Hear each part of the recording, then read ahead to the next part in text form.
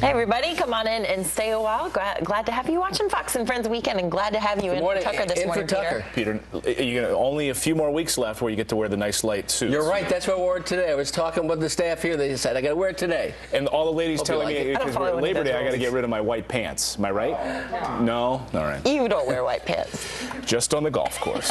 Hey, we begin this hour with a Fox News alert. Pitches the whale sounds. No, I'm sure. So maybe they thought they were I think the whale's okay. I don't think he's feeling bad. Hey, meanwhile, let's head on Washington, D.C. You know, it's almost football season. A lot of questions this season as to what people will call certain football teams, specifically talking about the Washington Redskins, of course. Well, now the To write about? I mean, I think there's a lot to write about and be concerned about. My understanding is that the Blackfoot Nation was involved with the design of that logo.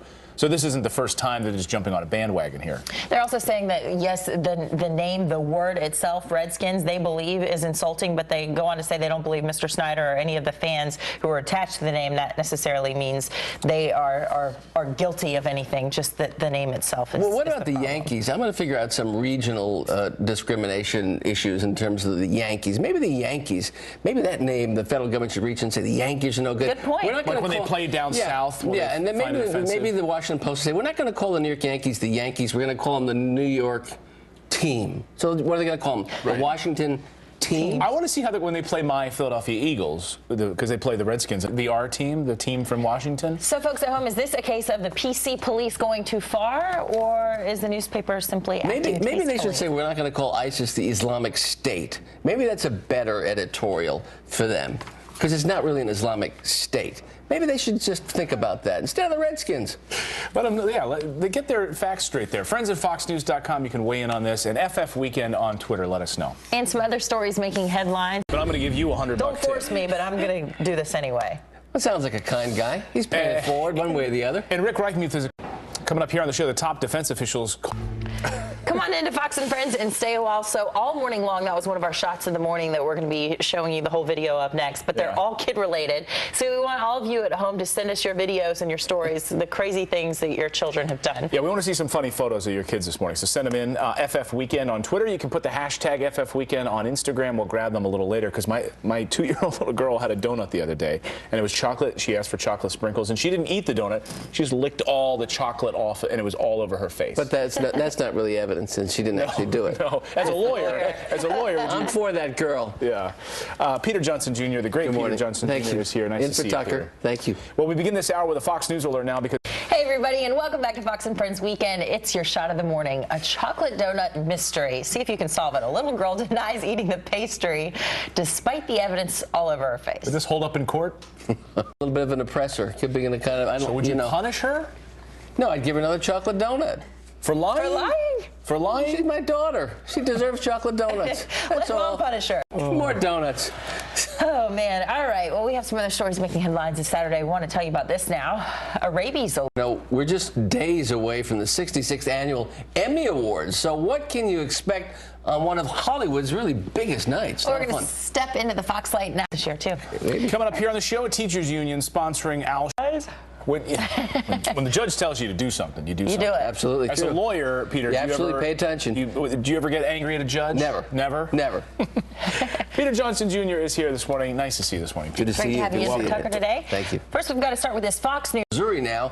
The focus of the investigation now shifts to the defense's star witness, actually the prosecution's star witness, Dorian Johnson.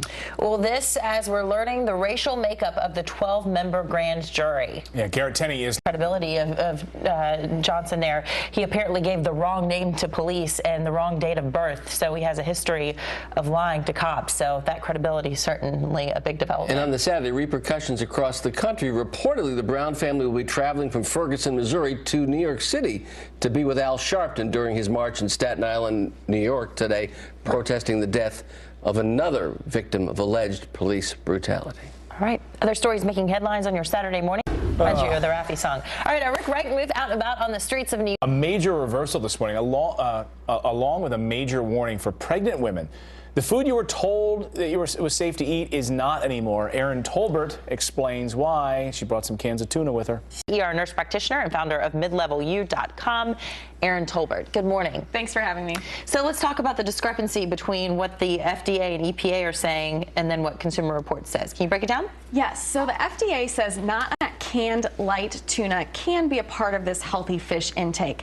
Consumer Reports is saying, wait, hold on, not so fast. What they've done is they've looked at canned light tuna and found that 1 in 5 cans contains twice as much mercury as is high in mercury. We all know that. Everybody agrees. Albacore tuna, which is sold as chunk white tuna, is high in mercury. The controversy is about this canned light tuna.